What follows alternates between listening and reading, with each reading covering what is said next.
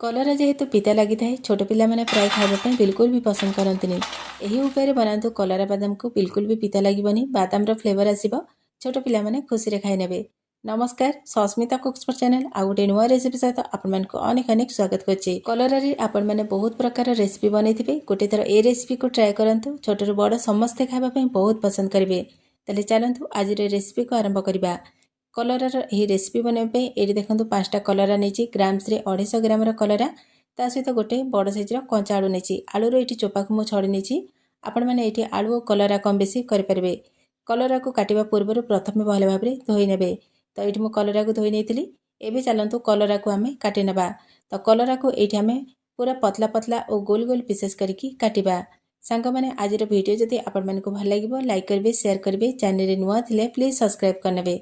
Facebook page देखुले follow तो निश्चय करने। ये देखो कलरा को पूरा पतला पतला और गोल गोल पीसेस करके काटी नहीं कलरा को काटी सारापर गोटे बाउल को ट्रांसफर करदे। एवं चलतु आलू को काटिबा। आलू को प्रथम 4 खंड करके काटिबा तापर आम जमी कलरा को पूरा पतला पतला काटिले आलू को मध्य से भली भाव पूरा पतला पतला पीसेस करके काटी नबा। ये देखो आलू को मध्य पूरा पतला पतला पीसेस करके काटी नहीं एबे कौन करबा ना जो बाउल रे आम कलरा को काटिक रखिते से बाउल रे आलू सबको देदेबा। तापर आलू और कलरा को टिके भल भाव गोले नबा। ये आमर आलू कलरा कटा सरीगला एबे जिबा नेक्स्ट प्रोसेस को। एबे कौन करबा ना गोटे चामच छेचा अदा रसुण पकेबा। अदा रसुण संगे आपण मैंने कंचा लंका मध्य छेचिकी दे पारे। ता सहित 2 बड़ चामच बेसन पकेबा गोटे चामच कॉर्नफ्लोर पकेबा। ता सहित राग पई एबे पकेबा अधा चामच लंका गुंड आपण मैंने केतिक राग खाइबे से हिसाब रे लंका गुंड कम बेसी कर पारे।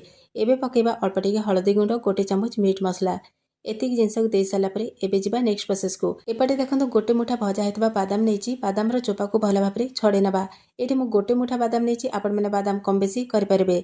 बादाम चोपा को भल भाव में छड़े सारापर मिक्सिंग जार देदेबा और टिके खदड़ा रखिकी बाटी नवा। ये देखो बादाम को टिके खदड़ा रखिकी बाटी नहीं आठू बेसी चिकन करेंगे ये टिके खदड़ा रखिकी बाटे। कलर रे बादाम खाइबा को बहुत बढ़िया लगे। तो ये आम बादाम बटा रेडी होगला। एबे कौन करबा ना ए बटा होता बादाम को कलर रे देदेबा ता सहित स्वाद अनुसार लुण पकईदेवा। तापर एबे आम एथरे पकईदेवा किछि कटा होता भूसंग पत्र जगह आपण मैंने धनिया पत्र पकई पारे। भूसंग पत्र निश्चय पकेबे देखिए बहुत बढ़िया फ्लेवर आसो। एबे कौन करबा ना अल्प अल्प पानी पकईकी ए सब को भल भाव में गोली नेबा। प्रथम अधिक पानी बिल्कुल भी देवेनि अल्प अल्प पानी पकईकी ए सब को भल भाव में गोली नेबे। एटी जदि आम प्रथम अधिक पानी देकी ए सब को गोलेबा ताले कौन हबा ना पूरा पतला हो आम जो बादाम गुंड पकेले से कलर रे ठीक से लगी पारिबानी।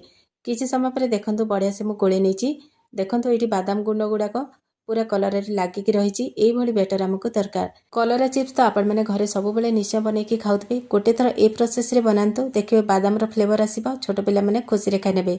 तो ये आम बादाम बेसन भल भाव में गोला सरी जाइए। जी नेक्स्ट प्रोसेस को।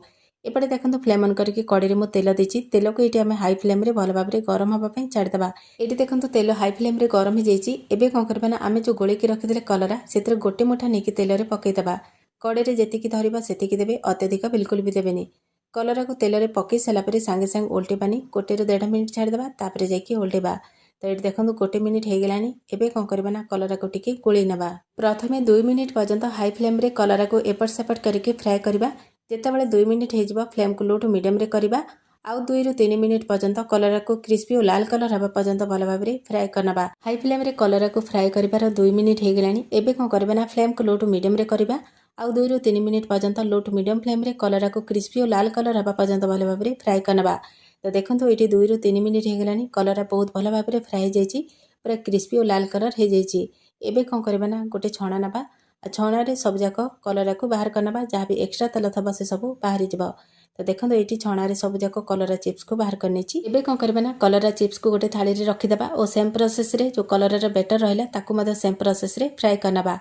किसी समय पर ये आम सब जाक कलरा चिप्स प्रस्तुत जाइए। देखंतु ए प्रोसेस रे गोटे थर बनईकी देखंतु देखिए छोट रू बड़ समस्ते खाइबा बहुत पसंद करेंगे। आशा करछि भिडियोटी आपण मानकु निश्चय भल लगी। आ गोटे नुआ भिडियो सहित आपण मानक सहित देखाबो। से पर्यंत रोचे नमस्कार जय जगन्नाथ।